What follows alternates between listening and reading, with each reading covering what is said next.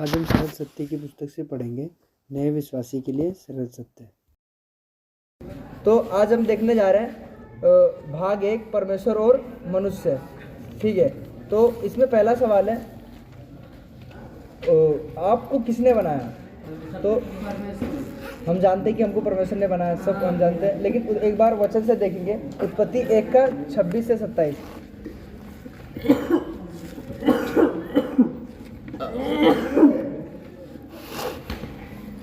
उत्पत्ति 1 का 26 से 27। फिर परमेश्वर ने कहा, मनुष्य को अपने स्वरूप के अनुसार अपनी समानता में बनाए, वे समुद्र की मछलियां और आकाश के पक्षियों और घरेलू पशुओं और सारी पृथ्वी पर और सब रेंगने वाले जंतुओं पर जो पृथ्वी पर रेंगते हैं अधिकार रखें। तब परमेश्वर ने मनुष्य को अपने स्वरूप के अनुसार उत्पन्न किया, अपने ही स्वरूप के अनुसार परमेश्वर ने उसको उत्पन्न किया, नर और नारी करके उसने मनुष्य की सृष्टि की। परमेश्वर ने अपने स्वरूप के अनुसार मनुष्य को बनाया। ठीक है, सवाल था परमेश्वर आपको किसने बनाया। हमको परमेश्वर ने बनाया। और इसमें आयत और भी है, मैं बता देता हूँ, आप घर पे पढ़ सकते हैं। तो उत्पत्ति 2 का 7 भी है और प्रेरितों के काम 17 का 26। अब दूसरा सवाल हम देखते हैं, परमेश्वर ने और क्या बनाया। तो वचन से देखेंगे उत्पत्ति 1 का 31 में लिखा है। उत्पत्ति 1 का 31। तब परमेश्वर ने जो कुछ बनाया था सबको देखा, तो क्या देखा कि ये वह बहुत ही अच्छा है। तथा सांझ हुई, फिर भोर हुआ, इस प्रकार 6वां दिन हो गया।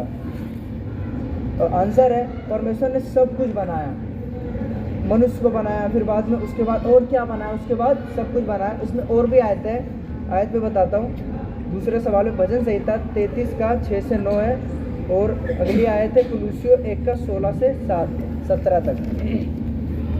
जो तीसरा सवाल है, तीसरा सवाल सरल सत्य का है, परमेश्वर ने हमें और बाकी चीज़ों को क्यों बनाया। ठीक है, बाकी चीज़ों की भजन संहिता 19 का 1। वचन से पहले हम देखेंगे फिर आंसर पढ़ेंगे। भजन संहिता 19 का 1। आकाश परमेश्वर की महिमा का वर्णन कर रहा है और आकाश मंडल उसकी हस्तकला को प्रकट कर रहा है। ठीक है, परमेश्वर ने हमें और बाकी चीज़ों को क्यों बनाया। परमेश्वर ने, आंसर है इसमें, परमेश्वर ने हमें और बाकी चीज़ों को अपनी महिमा के लिए बनाया। जैसे हमने वचन में पढ़ा, परमेश्वर की महिमा कौन कौन कर रहा है। परमेश्वर की महिमा आकाश मंडल उसकी महिमा कर रहा है, उसकी हस्तकला को प्रकट कर रहा है। इसमें और भी आयतें हैं, आप मैं बता देता हूँ आयतें। तीसरा का यशायाह 43 का 7 और पहला कुरिन्थियों 10 का 31। ठीक है, अब चौथा सवाल हम देखते हैं। चौथा सवाल में क्या है, आप परमेश्वर को महिमा कैसे दे सकते हैं। तो हम पहले वचन से देखेंगे, मत्ती 5 का 16।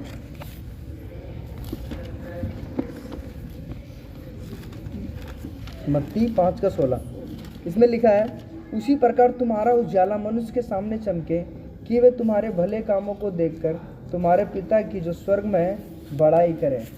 ठीक है, हम अपने कामों के द्वारा परमेश्वर की महिमा कर सकते हैं। हमारे भले कामों के द्वारा किसकी महिमा होती है, परमेश्वर की। इसमें हम सरल सत्य में आंसर देखते हैं। इसमें क्या है, जब हम उनसे प्यार करते हैं और भरोसा रखते हैं तब हम परमेश्वर को महिमा देते हैं।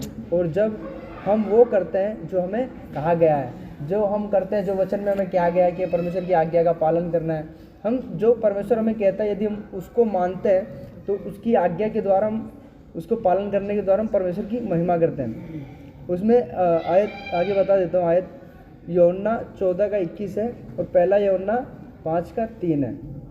5वां सवाल है, आपको परमेश्वर को महिमा क्यों देनी चाहिए। ठीक है, वो वचन से देखते हैं। भजन संहिता 14 का 5 भजन संहिता 145 का 9। भजन संहिता 145 का 9।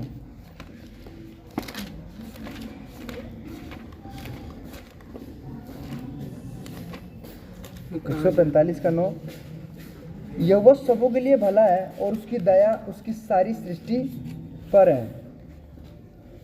ठीक है, हमने सवाल देखा था, आपको परमेश्वर को महिमा क्यों देनी चाहिए।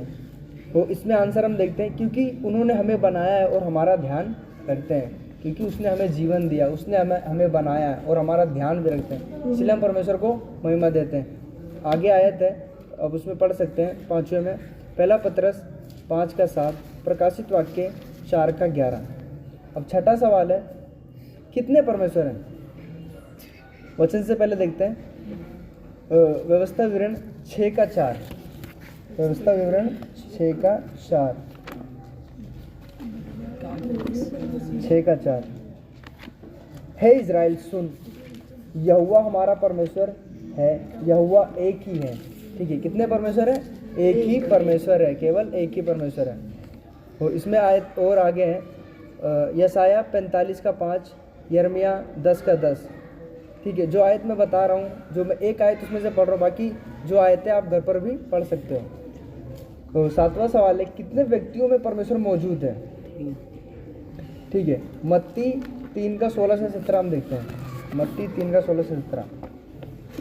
मैं सिर्फ एक आयत पढ़ता हूँ और बाकी मैं आयत जो बताता हूँ आप घर पर पढ़ सकते हो उसको। मत्ती 3 का 16 से 17। और यीशु बपतिस्मा लेकर तुरंत पानी में से ऊपर आया, और देखो उसके लिए आकाश खुल गया, और उसने परमेश्वर के आत्मा को कबूतर के समान उतरते और अपने ऊपर आते देखा। और देखो यह आकाशवाणी हुई, यह मेरा प्रिय पुत्र है जिससे मैं अत्यंत प्रसन्न हूँ। इसमें आंसर है, परमेश्वर 3 व्यक्तियों में मौजूद है। ठीक है, और 8वां सवाल है, वे कौन है? हमने देखा 3 व्यक्तियों में मौजूद है, तो सवाल अगला आता है 8वां कि वे कौन है 3 व्यक्ति? मत्ती 28 का 19।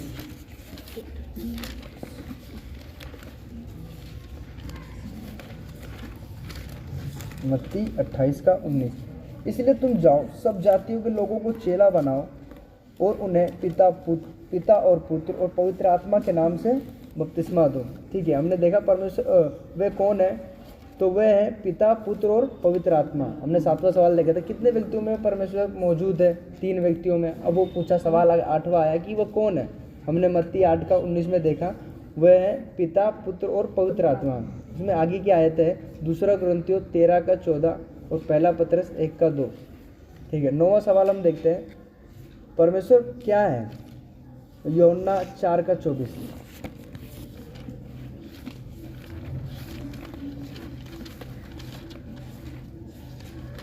यूहन्ना 4 का 24।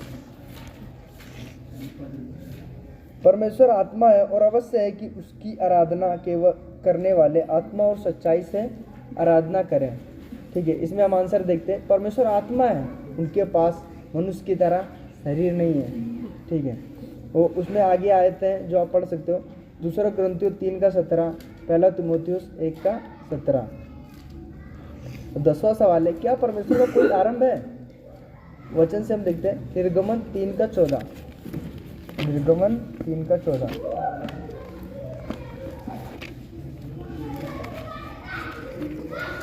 परमेश्वर ने मूसा से कहा, मैं जो हूँ सो हूँ। ठीक है, अब इसमें हम आंसर देखते हैं, नहीं, परमेश्वर पहले से है और परमेश्वर हमेशा रहेगा। परमेश्वर का कोई आरंभ नहीं है, परमेश्वर पहले से ही है। ठीक है, आगे आए तो आप भी पढ़ सकते हो, भजन संहिता 90 का 2 है, यशाया 40 का 28 है। अब हम देखते हैं 11वां सवाल। 11वां सवाल है, क्या परमेश्वर बदलते हैं? वचन से देखेंगे, पहले भजन संहिता 102 का 26 और 27। भजन संहिता 102 का 26 और 27।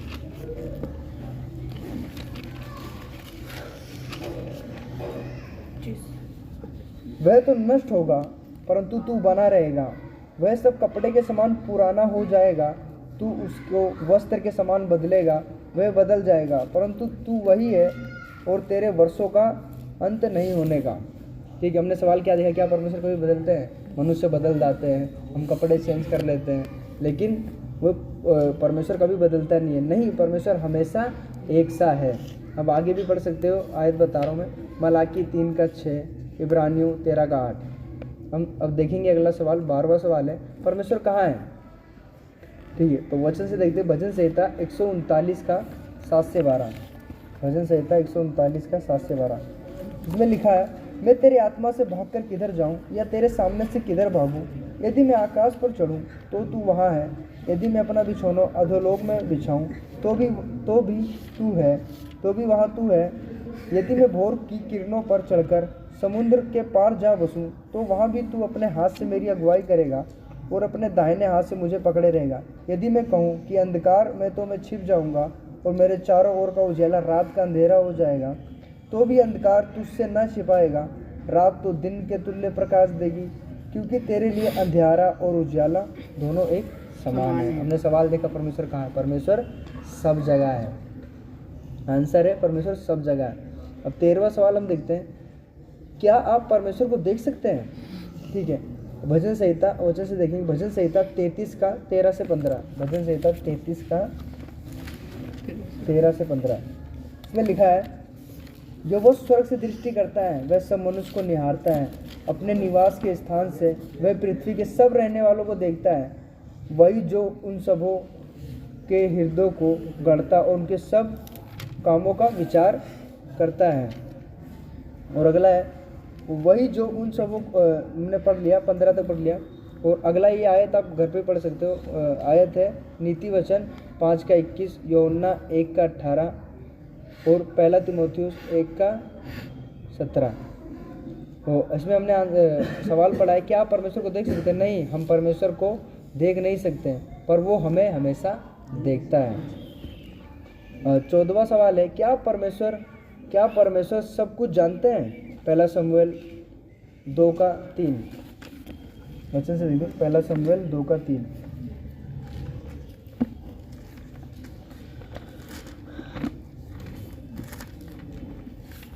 इसमें लिखा है, फूल कर अहंकार की ओर बातें मत करो और अंधकार की बातें क्या था? 1 शमूएल 2 का 3। हाँ सही है। फूल कर अहंकार की बातें मत करो और अंधेर की बातें तुम्हारे मुंह से ना निकले, क्योंकि यहोवा ज्ञानी ईश्वर है और कामों का तोलने वाला है।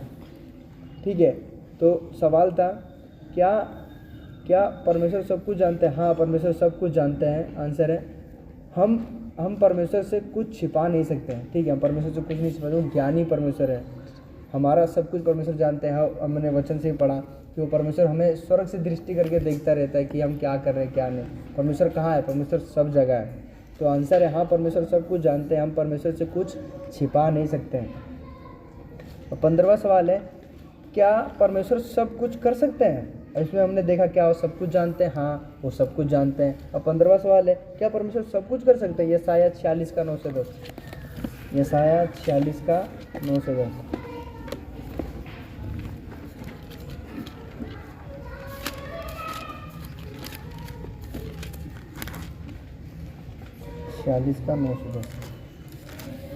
इसमें लिखा, प्राचीन काल की बातें स्मरण करो जो आरंभ ही से है, क्योंकि परमेश्वर मैं ही हूँ, दूसरा कोई नहीं। मैं ही परमेश्वर हूँ और मेरे तुल्य कोई भी नहीं है। मैं तो अंत की बात आदि से और प्राचीन काल से उस बात को बताता आया हूँ जो अब तक नहीं हुई है। मैं कहता हूँ, मेरी युक्ति स्थिर रहेगी और मैं अपनी इच्छा को पूरी करूँगा।